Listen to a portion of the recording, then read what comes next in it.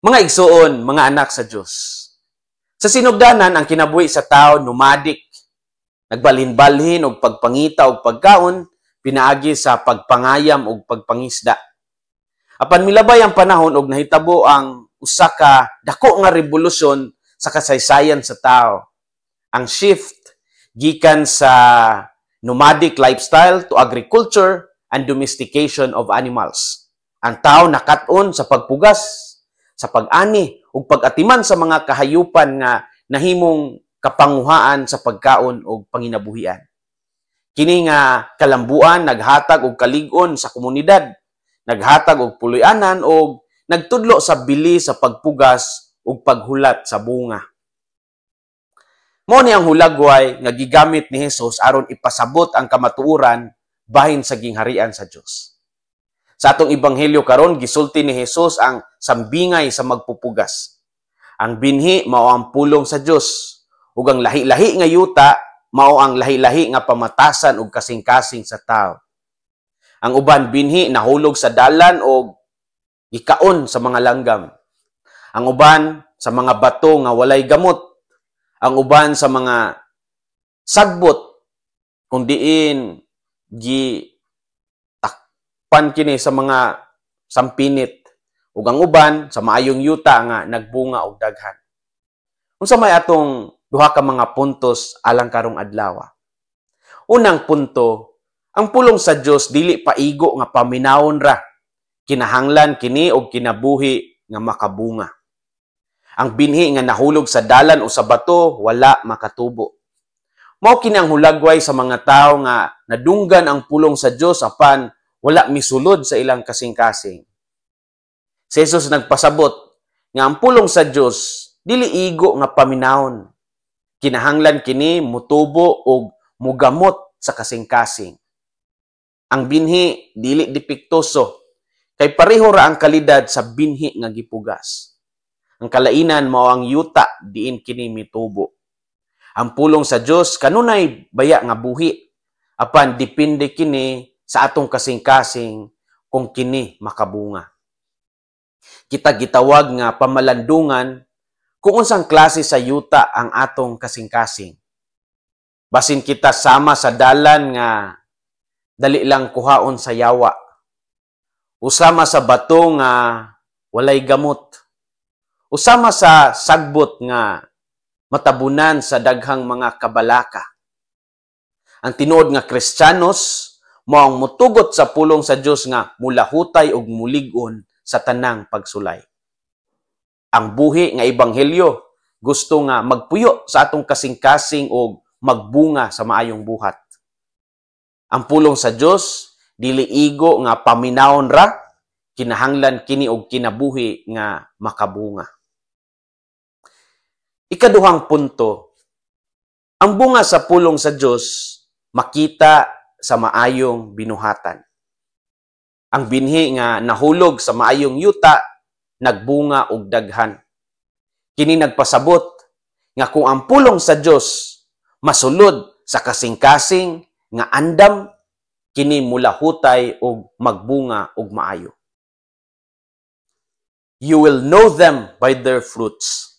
Mailhan ninyo sila pinaagi sa ilang mga bunga. Of course, ang maayong yuta dili lang basta fertile soil. Nagpasabot kini og kasing-kasing nga andam sa pagpaminaw, sa pagpugong sa kaugalingon o kining gitawag nato nga disiplina ug sa pag-atiman sa pulong hangtod kini mulahutay. Ang pagtubo dili dayon mahitabo. Nagkinahanglan kini og proseso, pagpailog, paghulat. Kini maok ang kinaadman sa agriculture nga gisulti ni Hesus. Ang kalampusan makita pinaagi sa pasensya ug pagkugi. So magod, makita man sad nato ba nga ang atong pagtuo dili lang sa pulong apan usab binuhatan. Kung atong tugutan ang pulong sa Dios nga mutubo sa atong kasing-kasing, makita kini sa atong pamatasan, sa pagpasaylo, sa pagtabang sa mga nanginahanglan ug pagpakita sa gugma sa tanan. Sama sa binhi nga mitubo nga naghatag og daghang ani. Kita usab mahimo nga instrumento sa pagsabwag sa kaluoy sa Dios ngadto sa uban. Ang bunga sa pulong sa Dios makita sa maayong binuhatan. Story time.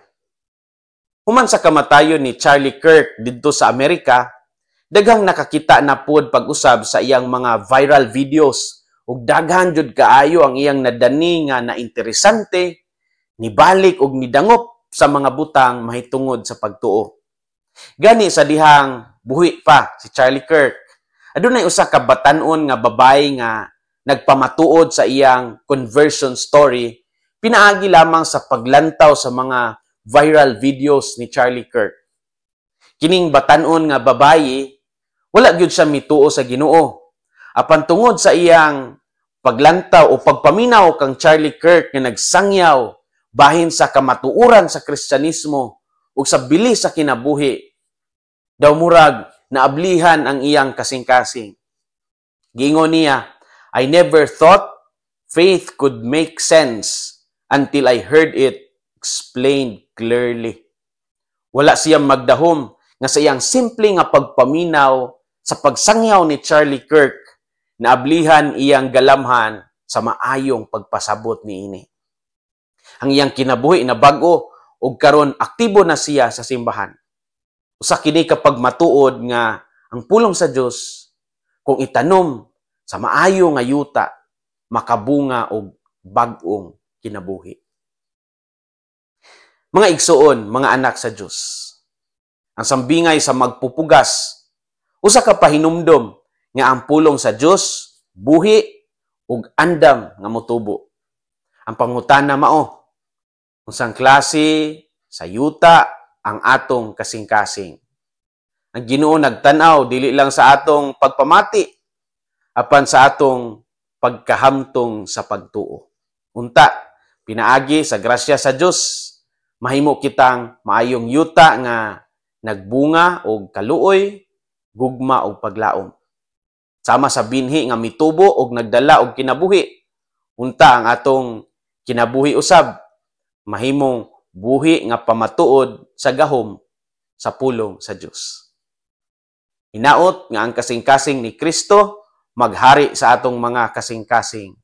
Kini si Father Felmar Castrodes, Fiel SVD, ang inyong magsisibya sa maayong balita. Gikan dinhi sa Radio Veritas Asia, hinumdumi ang kinabuhing Kristiyano, kinabuhi sa pagserbisyo.